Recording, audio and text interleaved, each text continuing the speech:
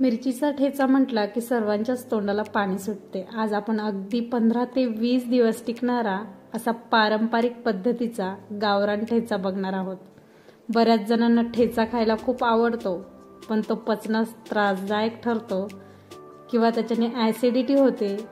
ही गोष्ट टाळण्यासाठी या व्हिडिओमध्ये तुम्हाला मी काही टिप्स सांगत आहे, त्यासाठी व्हिडिओ शेवटपर्यंत नक्की बघा।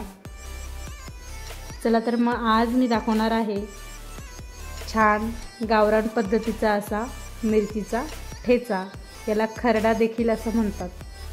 चला तर मग पटकन रेसिपीला सुरुवात करूया, कारण इतका सुंदर आणि जबरदस्त दिसतोय, त्यामुळे पटकन आता रेसिपीला सुरुवात करूया। या ठिकाणी मी मिरचीचा ठेचा बनवण्यासाठी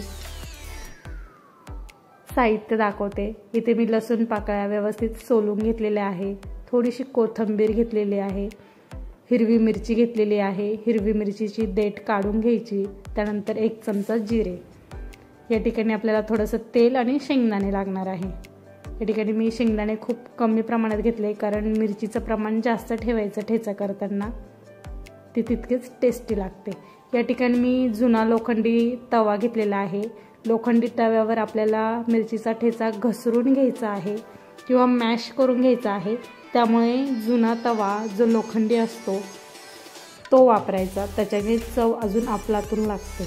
या ठिकाणी मी 1 वाटी छोटी शेंगदाणे घेतलेले आहे। शेंगदाणे व्यवस्थित भाजून घ्यायचे। तुम्ही बघू शकता शेंगदाण्यांचा कवरला असा थोडासा रंग चेंज झाला तोपर्यंत भाजून घ्यायचे। शेंगदाणे भाजून झाले की डिशमध्ये काढून घ्यायचे, थोडेसे थंड करून मग मिक्सरला फिरवून घेऊया। मिक्सरला कसे फिरवायचे ते मी तुम्हाला दाखवणारच आहे। या ठिकाणी आता 1 ते 2 चमचा तेल टाकून मी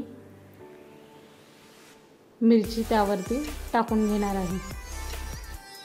या ठिकाणी मी तव्यावरती 1 ते 2 चमचे तेल टाकलेलं आहे। त्यानंतर तुम्ही बघू शकता गॅसचा फ्लेम एकदम कमी ठेवलेला आहे, कारण तवा खूप भरपूर तापलेला आहे। या ठिकाणी तुम्ही बघू शकता मिरची एकदम अशी छान फ्राय व्हायला लागली आहे। मिरचीचं साल एकदम असं कुरकुरीत होईपर्यंत तेलामध्ये असं परतून घ्यायचं। मिरची परतताना थोडीशी काळजी घ्यायची, कारण ती फुटल्यानंतर अंगावर पण येऊ शकते, त्यामुळे थोडंसं सावधगिरीने। या ठिकाणी तुम्ही बघू शकता मिरचीचं मी किती छान रंग किंवा त्याचा रंग येईपर्यंत व्यवस्थित परतून घेतलेले आहे। त्यानंतर भरपूर असा लसूण, मिरचीचा ठेचा बनवतोय म्हटल्यावर लसूण पण थोडा जास्तच पाहिजे। या ठिकाणी 1 चमचा जिरे आणि त्यानंतर थोडीशी कोथिंबीर। कोथिंबीरीने पण तिखटपणा कमी होतो, म्हणून मिरचीच्या ठेच्यामध्ये कोथिंबीर टाकली तर जास्त प्रमाणात तिखट लागत नाही। या ठिकाणी तुम्ही अजून चॅनलला सबस्क्राईब केलं नसेल तर सबस्क्राईब करा आणि बेल आयकॉन दाबायला विसरू नका। माझ्या नवनवीन व्हिडिओचे नोटिफिकेशन तुम्हाला येत राहतील। या ठिकाणी मी मॅशरच्या साहाय्याने आता ठेचा एकदम व्यवस्थित असा पूर्ण मॅश करून घेत आहे। जर तुमच्याकडे मॅशर नसेल तर तुम्ही ग्लास किंवा वाटी कसलाही वापर करून तुम्ही मॅश करून घेऊ शकता। या ठिकाणी बघू शकता एकदम परफेक्ट असं बारीक मॅश होतं, कारण सर्व गोष्टी एकदम व्यवस्थित शिजल्या जातात, त्यामुळे पटकन मॅश होतात। मिक्सरला दळण्यापेक्षा मॅश करून खाल्लेला ठेचा किती टेस्टी लागतो, एकदा तुम्ही नक्की ट्राय करा आणि मग मला कमेंटमध्ये सांगा।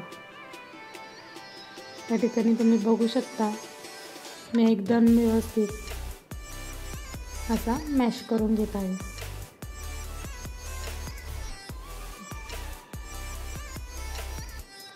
वाव, वास तर इतका छान येतोय।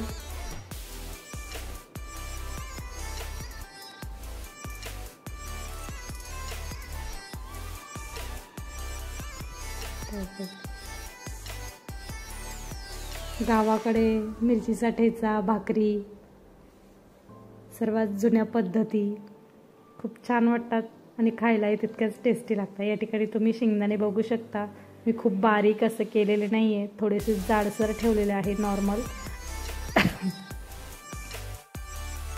वास तर इतका जबरदस्त येतोय, ठसकाही तितकाच जोरात झालेला आहे।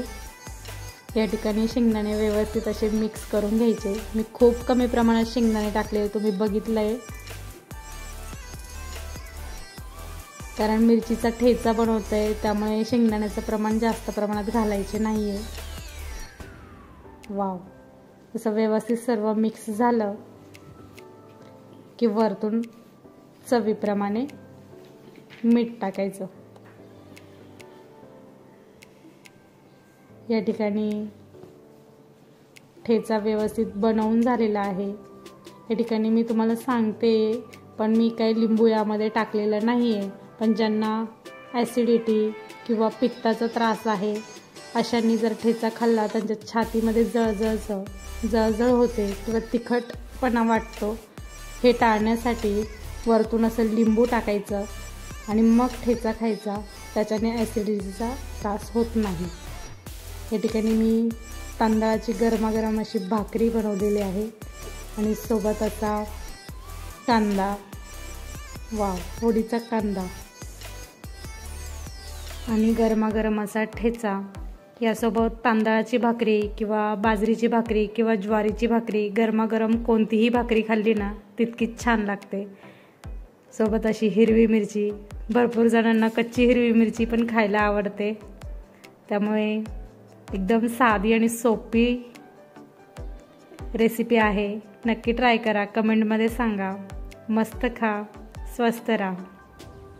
लाईक करा, कमेंट करा, सबस्क्राईब करा, बेल आयकॉन दाबायला विसरू नका। माझ्या नवनवीन व्हिडिओचे नोटिफिकेशन तुम्हाला येत राहतील। Bye bye.